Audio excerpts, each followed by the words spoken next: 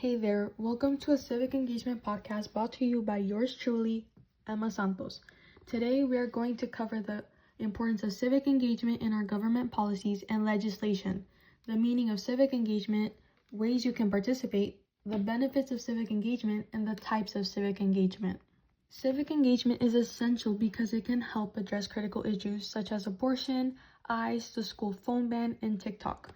According to the Policy Circle, the importance of civic engagement is to ensure a strong democracy by encouraging citizens' participation, thereby strengthening personal empowerment. Its role in influencing government policies and legislation stems from the need for public participation in shaping what the people want their government to do on specific issues. Alison Hendricks says, in order for democracy to succeed, it needs public participation. Civic engagement helps citizens to become aware of their community's needs and how problems can be solved. This motivates them to be more involved in politics through voting, sharing their opinions, and encouraging political actions that support their values. But enough about the importance of civic engagement for now. When we don't even know this yet, what is civic engagement? Well, according to Augusta University, civic engagement can be broadly defined as actions that individuals or groups take to address the concerns and well-being of their communities, their social groups, or society as a whole. Civic engagement activities can range from voting and volunteering to participating in group activities to contributing to community design. Engaging in civic activities not only benefits the health of a community, but also positively impacts the mental and physical health of individuals. But for now, let's get into some examples of civic engagement people can participate in. For example, there is volunteering, which helps strengthen the community and interest groups with whatever help they need, such as food banks and homeless shelters that could potentially need help with getting the word out that they do need more volunteers. You have advocacy and activism, which are basically about speaking out on social issues or raising awareness of problems people are unhappy with. Another example is political engagement. This means voting and attending town hall meetings that discuss community issues and policies with the public. But for now, we're going to go back to the importance of significance of civic engagement. The significance of civic engagement is the power the voice of the people have in determining who leads us into whatever we may face in the future. We get to decide which flaws we should speak out against and what we need to fix in our system. Civic engagement is an example of a social contract.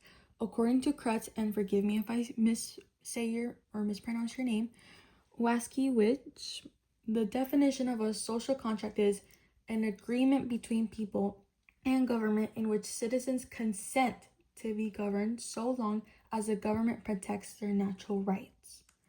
By giving the government consent to be governed, it is now up to them to decide whether they will protect our natural rights, including the freedom of speech. So we are exercising our right to voice our opinions to the government to ensure we are satisfied with the current state of our nation. So once again, we're going to backtrack on the positive impacts on communities. According to, once again, Alison Hendricks, these include a greater sense of inclusion and diversity, with teens being more likely to participate in these types of environments. This improves overall education about your government and what kinds of decisions are being made that could potentially affect you.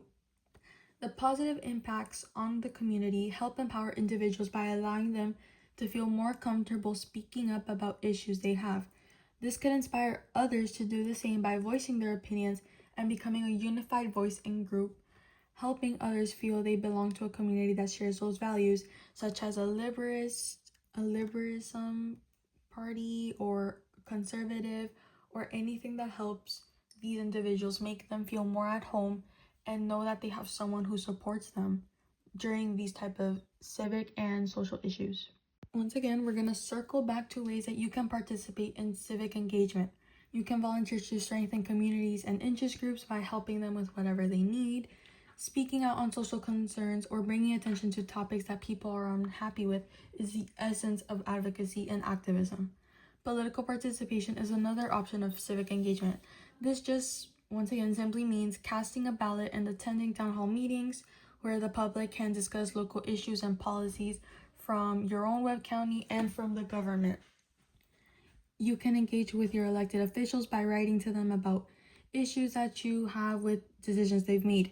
ACLU says letters and faxes are an extremely effective way of communicating with your elected officials. Many legislators believe that a letter represents not only the position of the writer, but also many other constituents who did not take the time to write. Going back to the critical issues that offer opportunities to participate, the one I will discuss today is abortion.